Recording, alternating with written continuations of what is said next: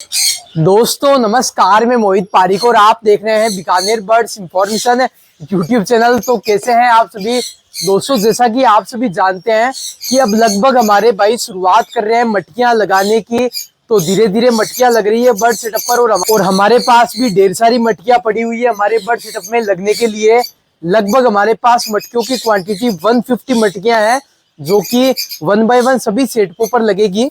दोस्तों ये एक मटकी मेरे पास अभी फिलहाल है जो कि बजीज पैरेट के साइज की मटकी है।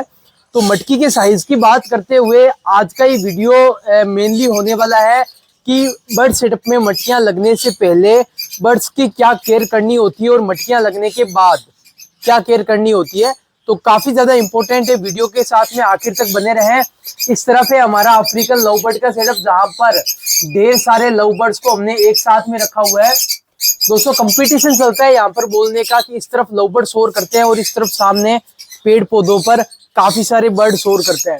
तो फाइनली ज्यादा तो शोर हमारे अफ्रीकन लव बर्ड ही करते हैं कि पूरे दिन बोलते रहते हैं क्योंकि इतने सारे ज्यादा है। जब दोस्तों ज्यादा बर्ड होते हैं हमेशा शोर ज्यादा होता है। तो अब दोस्तों ये जो मटकी है ये लेकर चलते हैं बर्ड सेटअप में। तो आप सभी जानते हैं कि ये पूरा एल शेप का हमारा बर्ड सेटअप है।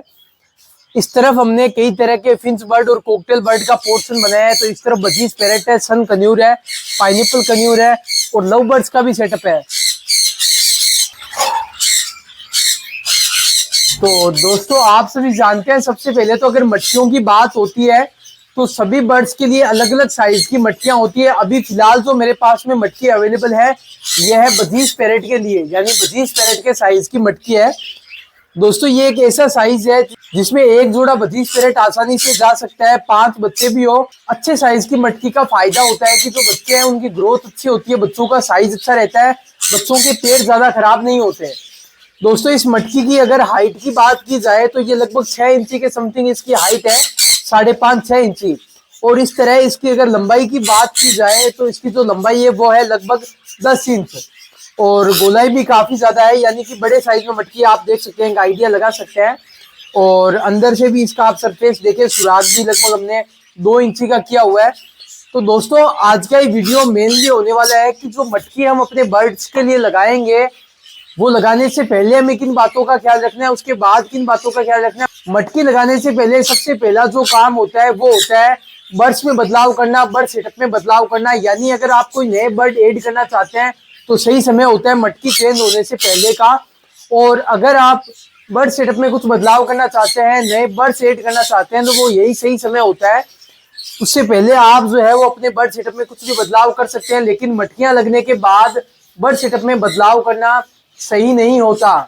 दूसरा दोस्तों मटकियां लगने से पहले हमें ध्यान में रखना होता है बर्ड्स को एंटीबायोटिक का कोर्स करवाना होता है, क्योंकि बरसात के मौसम में अगर सही तरह से बर्ड को दवा ना दी जाए तो बर्ड्स फिर ब्रीडिंग के काम के नहीं रहते, क्योंकि बर्ड्स धीरे धीरे मरने लगते हैं, कमजोर हो जाते हैं।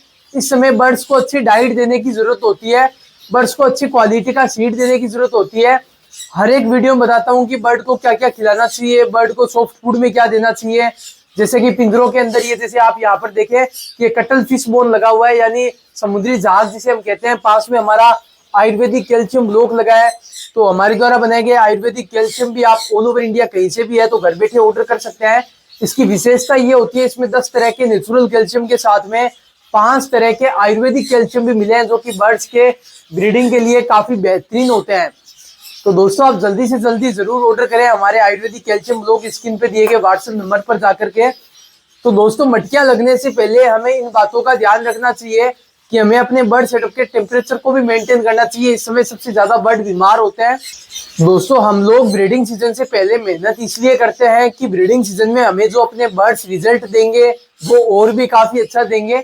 तो इसलिए हम अपने सभी बर्ड्स में मेहनत किया करते हैं। ये समय सबसे सही होता है बर्ड सेटअप पर कॉलोनियों में मेल फीमेल को बराबर करने का।